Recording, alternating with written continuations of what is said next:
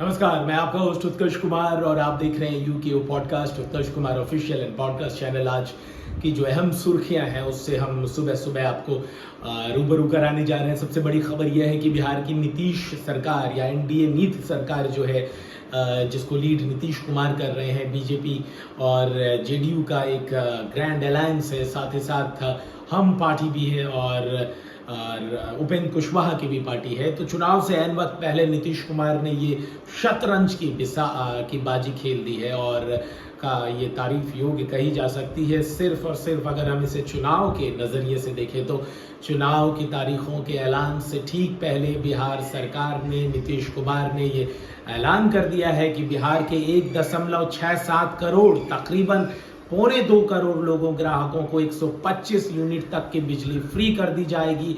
इस बिजली का इस्तेमाल वो घरेलू तौर पर कर पाएंगे, मगर कि कहें तो एक हाउस होल्ड के लिए, एक आम घर के लिए जो है घरेलू इस्तेमाल में आने वाली बिजली 125 यूनिट तक के लिए फ्री कर दी जाएगी। बिहार सरकार की ये घोषणा है, नीतीश कुमार का ये ऐलान है।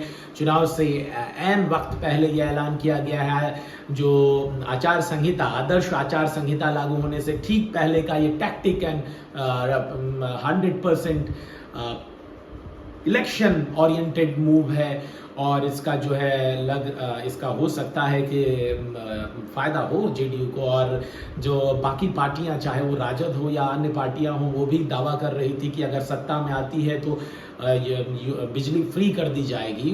और यहाँ सत्ता में रहते हुए इलेक्शन से ठीक पहले ये आदर्श आचार संहिता के लागू होने से पहले, इलेक्शन डेट्स के डिक्लेयर होने से ठीक पहले जो है आप मान लीजिए कि बिहार सरकार ने ये घोषणा कर दी है कि घरेलू इस्तेमाल में 125 यूनिट तक की बिजली फ्री कर दी जाएगी। 1 अगस्त 2025 से ये लागू कर दिया जाएगा। अब ये जुलाई का महीना है, आधा जुलाई बीत चुका है और 10-12 दिनों के बाद आपको अगस्त महीना शुरू हो जाएगा और अगस्त के पहले तारीख से आप इसका फ़ायदा ले पाएंगे। साथ ही साथ 31 अगस्त के बाद जो बिल बनेगी सितंबर महीने में वो उसमें आपको 125 यूनिट तक की फ्री बिजली का लाभ मिल पाएगा। इस बीच आपको बता दें कि प्रीपेड मीटर को लेकर बिहार में काफ़ी विवाद और बवाल मचा हुआ था, जिसको लेकर कई बार प्रोटेस्ट भी हुआ है और राजद और महागठबंधन की पार्टियों ने, खासकर तेजस्वी यादव ने भी इसका संज्ञान लेते हुए कड़ा विरोध किया था और प्रीपेड मीटर को हटाने की बात कही थी। और इस बीच में, इस गहमागहमी में और चुनाव के इस माहौल में जो एक तरह से पारा नीतीश के खिलाफ जा रहा था, उमस बढ़ रही थी जेडीयू की और उसे ठंडा करने की कोशिश की गई है। बारिश की फुहारों की तरह, बारिश की बूंदों की तरह जो है ये फैसला आम जनता के सर पे डालने की कोशिश की गई है नीतीश कुमार के द्वारा और ये निश्चित तौर पर थोड़ा बहुत तो सुकून और राहत देने की बात है। हालांकि ये सितंबर में ही पता चल पाएगा कि ये कितना इम्प्लीमेंट हुआ और कितने लोगों को कितने यूनिट तक का फ़ायदा हुआ। लेकिन आपको बता दें कि बिहार में बिजली काफ़ी महंगी है, अन्य राज्यों और केंद्र शासित प्रदेशों की तुलना में काफ़ी महंगी है। बात करें तो यहाँ पर शराब की बिक्री तो अवैध मानी जाती है, लेकिन धड़ल्ले से जो है इसकी बिक्री की जाती है पिछले दौर से और अवैध तरीके से। और आप ये देखें कि चूंकि शराब से जो है कर नहीं मिल पाता है और इस कारण से बिहार में जो पेट्रोलियम प्रोडक्ट्स है, पेट्रोल, डीजल और साथ ही साथ बिजली किसी भी अन्य राज्यों से काफ़ी महंगी है।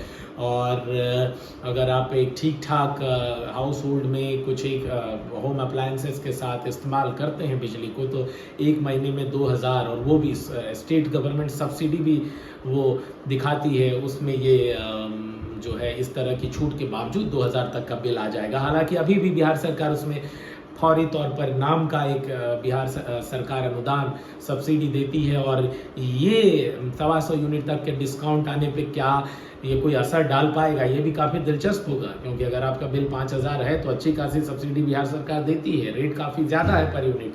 और ये लागू होने के बाद कितना असर होगा, मुझे तो नहीं लगता कि कुछ ऐसा तूफानी फ़ायदा होने वाला है आम जनता को। देखिए, चुनाव का माहौल है, लेकिन ये मूव काफ़ी प्रशंसनीय कही जा सकती है चुनाव के रवैये से देखें तो। बढ़ते हैं दूसरी ओर आज की अहम आखिरी खबर की और अब तक की।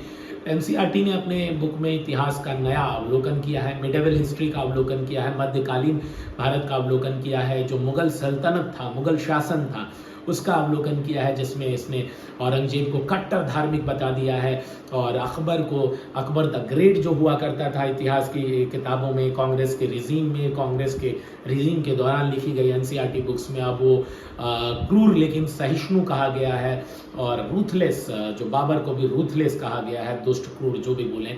तो इस तरह से नई तरह से आकलन किया गया इतिहास की पुस्तक का। टेक्स्ट बुक है, एनसीईआरटी की बुक है, क्लास 8 की बुक है। इस खिताब को जो है CBSE central board of secondary education अपने सभी प्राइवेट स्कूलों में इस्तेमाल करती है और सेंट्रल स्कूल गवर्नमेंट की जो स्कूल्स भी होती है वहाँ भी सीबीएसई की ही गाइडलाइन के तहत एनसीईआरटी की बुक्स ही पढ़ाई जाती है और कई स्टेट और यूनियन टेरिटरीज जो है वो भी एनसीईआरटी की बुक को पढ़ाते हैं।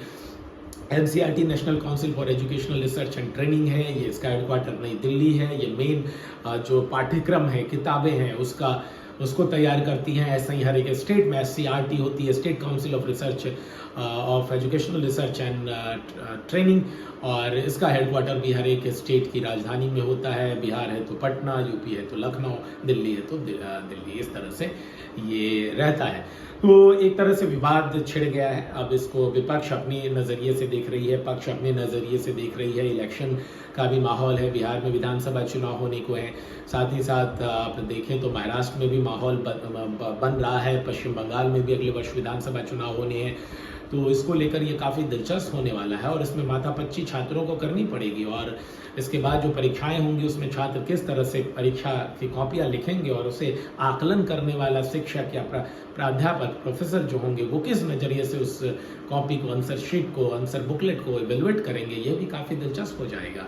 तो ये अहम खबर थी, आप हमारे साथ जुड़े रहिए। आप देख रहे थे यूकेओ पॉडकास्ट का न्यूज़ एनालिसिस। मैं आपका होस्ट उत्कर्ष कुमार। हमें सब्सक्राइब करें, लाइक करें, शेयर करें, कमेंट करें। एक बार फिर और नई खबरों के साथ हम कल फिर हाजिर होंगे। तब तक के लिए नमस्कार।